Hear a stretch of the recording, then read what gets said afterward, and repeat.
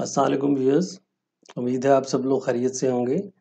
अपनी पिछली वीडियो में मैंने आपको बताया था कि सेंड टू अमेज़न का जो वर्क फ्लो है वो स्टेप बाय स्टेप किस तरीके से मुकम्मल करते हैं। आप कैसे शिप फ्रॉम का एड्रेस डालते हैं और शिप टू का एड्रेस डाल के अपनी इन्वेंट्री को सेंड करते हैं और फिर अपने स्टिकर्स प्रिंट करके लगाते हैं। तो उसी प्रोसेस को आज वहीं से आगे शुरू करेंगे। आज मैं आपको दिखाऊंगा कि शिपमेंट की क्यू के अंदर किस तरीके से आपका जो सामान है उसकी step by step progress show होती है।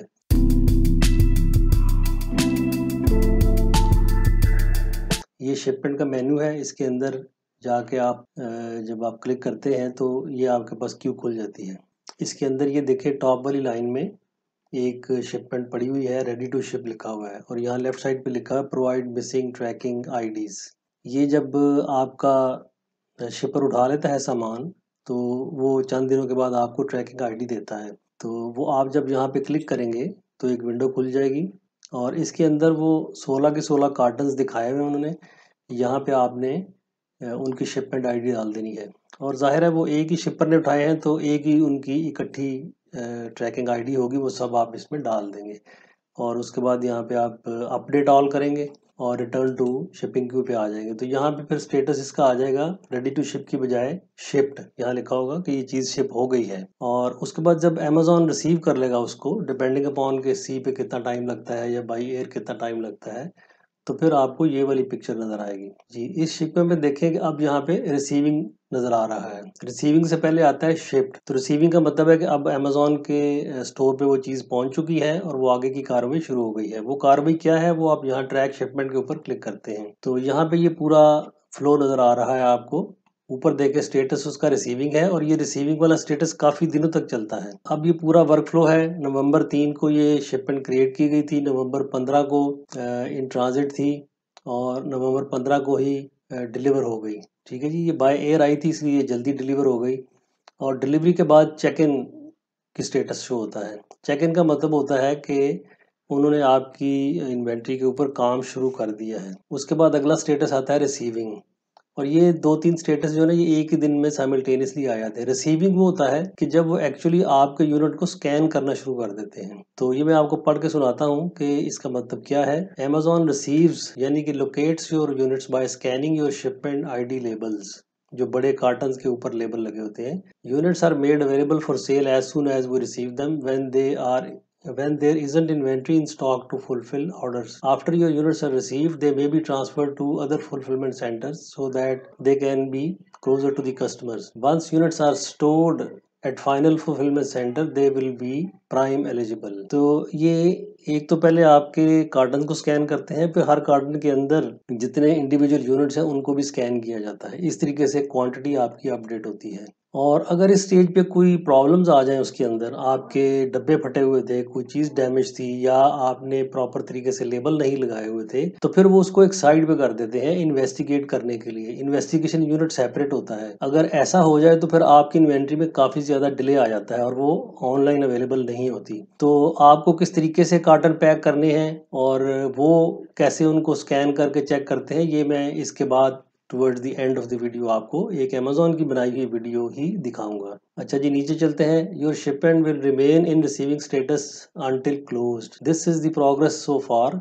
यूनिट्स अवेलेबल फॉर सेल यानी कि लोकेटेड मीन्स कि इन्होंने रिसीव कर लिए हैं। 46 यूनिट्स उनके पास पहुंच गए हैं। इसका मतलब है कोई यूनिट डैमेज नहीं था। अच्छा जी, please note we are unable to manually expedite the shipment receiving process and selling partner support does not have further guidance. इसका मतलब ये है कि जब रिसीविंग के फेज में आपकी इन्वेंट्री हफ्ता 2 हफ्ते रुकी रहे तो आपने बार बार उनको तंग नहीं करना। हेल्प वालों को, उनको इसका कुछ पता नहीं होता, वो आपकी इस सिलसिले में हेल्प नहीं कर सकते। ये प्रोसेस अपना टाइम लेगा। अगर आपका कोई कार्टन फटा हुआ था, डैमेज था, तो वो जब तक इन्वेस्टिगेशन वाले क्लियर नहीं करेंगे आपकी इन्वेंट्री शो नहीं होगी। ठीक है, इसलिए ये ज़रूरी है कि आप सही तरीके से अपनी पैकिंग और कार्टन्स की पैकिंग करें, सही तरीके से उनके ऊपर स्टिकर्स वगैरह लगाएं। वो मैं आपको टुवर्ड्स द एंड दिखाऊंगा। अब नीचे देखें, अमेज़न ने ये इन्वेंट्री जो है ना 12 डिफरेंट फुलफिलमेंट सेंटर में भेजने का इरादा किया है। हालांकि यूनिट्स थोड़े थे, ये 48 यूनिट्स हैं टोटल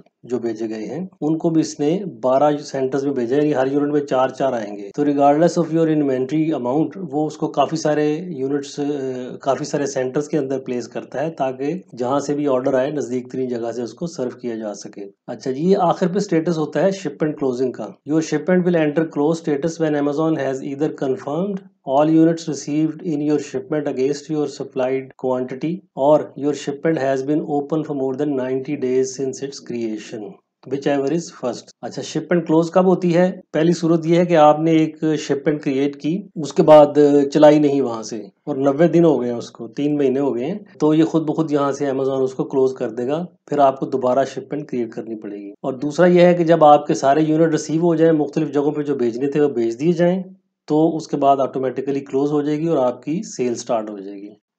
अच्छा जी, ये तो हमने पहला टैब देख लिया। शिपमेंट इवेंट्स जो हैं वो क्रोनोलॉजिकल ऑर्डर में लिखे होते हैं। अब साथ वाले टैब में देखें ट्रैक योर शिपमेंट, इसमें ये कंफर्म हो चुकी है स्टेटस इसका। अगर कोई और भी आपने शिपमेंट इसमें चलाई होती तो उसका जो भी स्टेटस होना था वो यहाँ पे नज़र आना था। उसके बाद ये कॉन्टेंट्स पे आ जाएं, और Amazon has received all parcels from your shipment. The inventory in your shipment may be distributed across the Amazon fulfillment network to reduce order fulfillment time. Once the inventory in your shipment has reached the final fulfillment center, it will be stored in a bin and available for sale. Bin का मतलब वो जो racks के ऊपर जगह बनी होती है। If there are any issues with your shipment will be eligible for investigation on December 9। तो आज 19 नवंबर है, यानी कि अगर उसमें डिफेक्ट्स हो गए तो ये 20 दिन तो फिर आपको मज़ीद डिले आएगा, और यहाँ पे जो डिफेक्ट्स होंगे वो अगले टैब में आपको नज़र आ जाएंगे, और फिर इन्वेस्टिगेशन करेंगे आफ्टर December 9, तो जो भी नतीजा होगा आपको बताया जाएगा। वो नतीजा क्या होगा वो यहाँ आप प्रॉब्लम्स में देखें, no problems and no defects to resolve. अगर शिपमेंट लेवल पे कोई डिफेक्ट्स होंगे तो यहाँ नजर आएंगे, वो कह रहे हैं no shipment level defects to resolve. Box level defects, no box level defects to resolve. अगर बॉक्स वगैरह डैमेज है तो यहाँ लिखा होगा इतने बॉक्स डैमेज है, उनका क्या करना है, ज़ाहिर है वो आगे कस्टमर को नहीं भेजे जा सकते। Product level defects, individual product जो है वो कोई डैमेज हुआ हो तो उसका भी यहाँ पे लिखा होगा।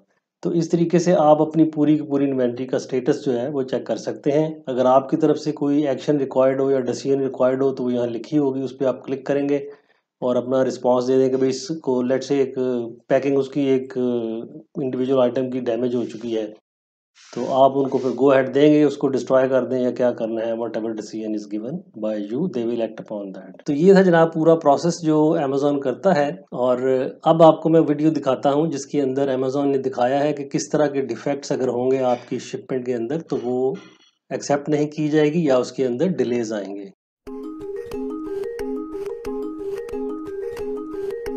Amazon fulfillment centers are complex operations in vast spaces. Our prep, labeling, and packing requirements are designed for our fulfillment center associates to handle your units as efficiently as possible. This allows us to process millions